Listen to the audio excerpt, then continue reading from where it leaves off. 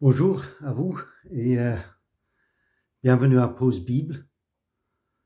Nous comptons faire une pause pascale, on pourrait l'appeler aujourd'hui, avant de revenir à l'évangile de Marc la prochaine fois.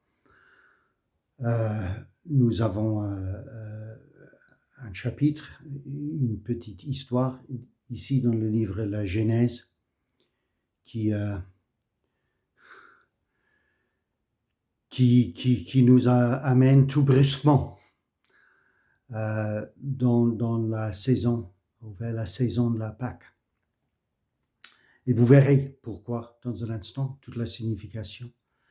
Nous sommes en Genèse, chapitre 22. Nous lirons le chapitre en entier. Et je lis de ma Bible seconde, comme d'hab. On y va. Genèse 22.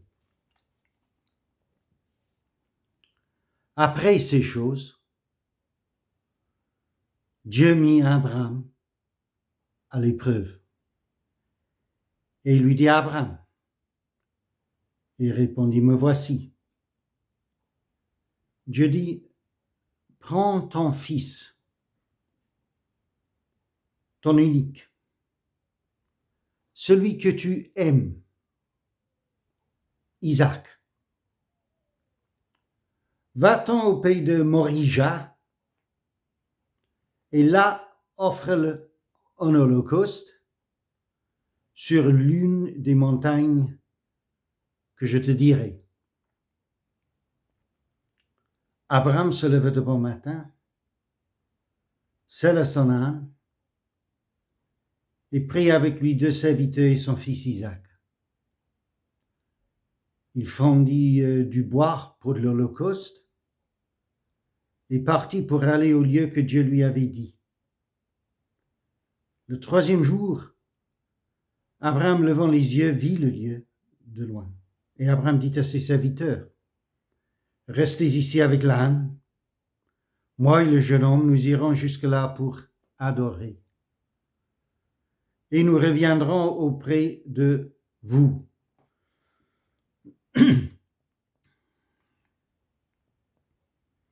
Abraham prit le bois pour l'holocauste,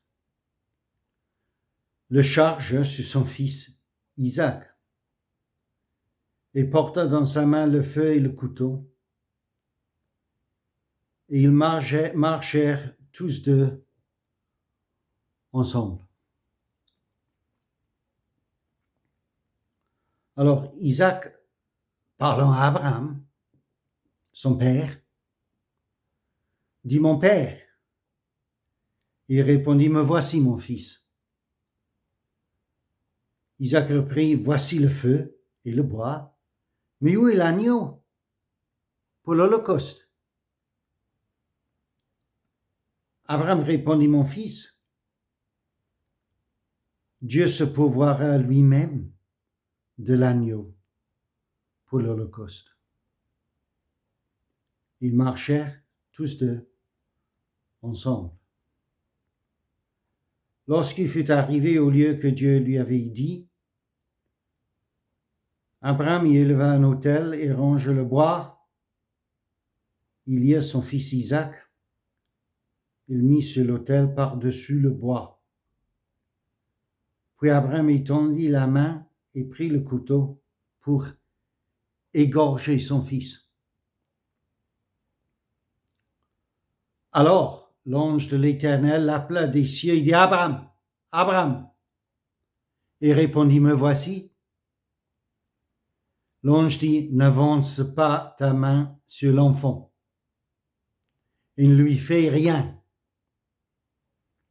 Car je sais maintenant que tu crains Dieu et que tu m'as pas refusé ton fils, ton unique. »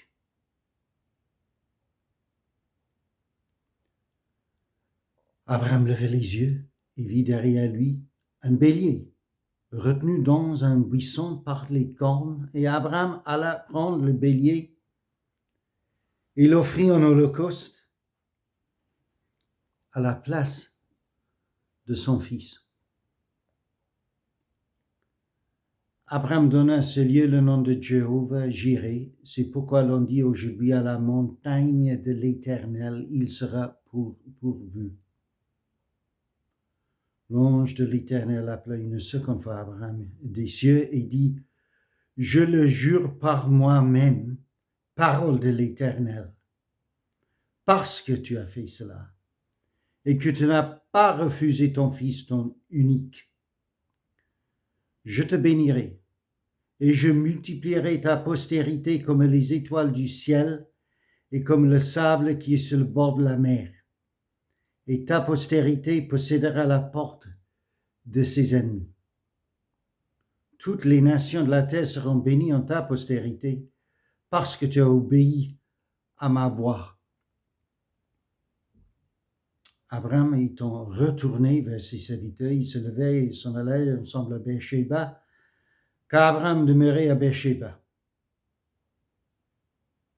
Après ces choses, on fit à Abraham un rapport en disant, voici, Milca a aussi enfanté des fils à Nachor, ton frère, Uts, son premier-né, Buz, son frère, Kemuel, père d'Aaron, Kézed, Azo, Pildash, Jidlaph et Bethuel. Bethuel a engendré Rebecca. Ce sont là les 8 fils que Milca a enfanté Nachor, frère d'Abraham. Sa concubine nommée Réuma a aussi enfanté Tébash, Kahom, Tash et Maca.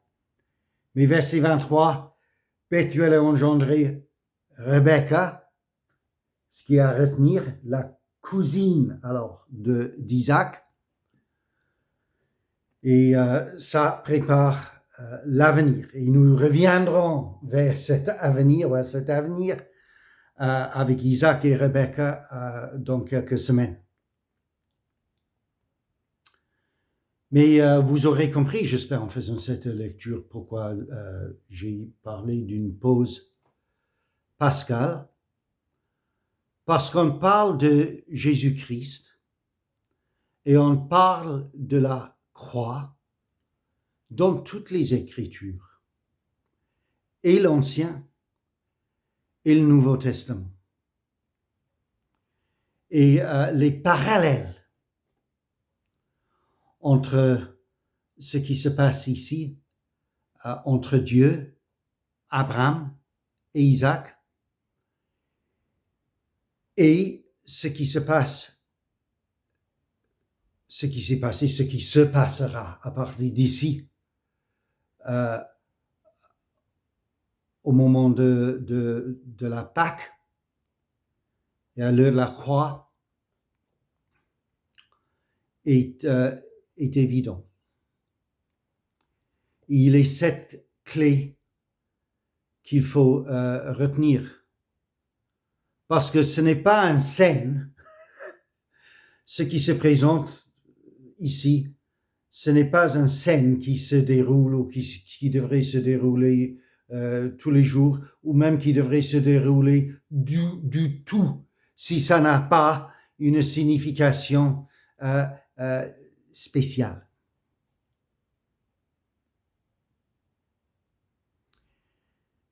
Et en fin de compte, on ne peut comprendre le sacrifice qui a été demandé d'Abraham ici qu'à la lumière du sacrifice que Dieu a fait, que Dieu a avancé lui-même avec son Fils unique, l'unique, Jésus-Christ. Mais Christ est dans toutes, et Christ est la clé à toutes les Écritures, et l'Ancien et le Nouveau Testament. Bon, traçons les grandes lignes de cette histoire.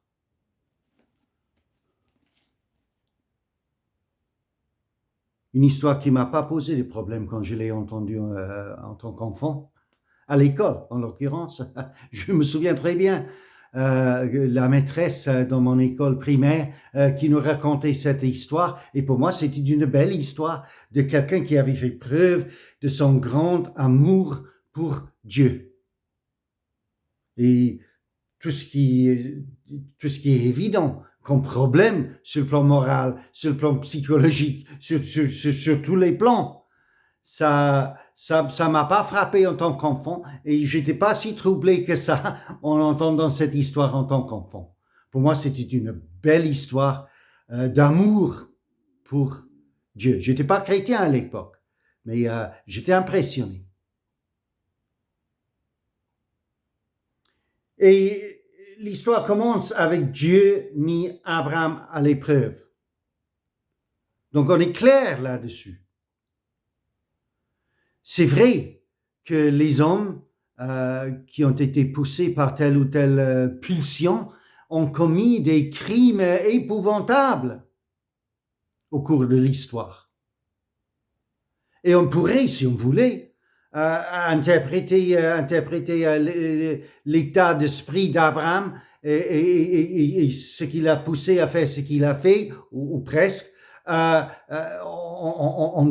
pourrait interpréter de cette façon-là. Mais on aurait tort d'après la Bible. Parce que d'après la Bible, Abraham, il a grandi dans une relation avec Dieu. Dieu a fait des choses impossibles pour Abraham. Et pas plus que la naissance d'Isaac.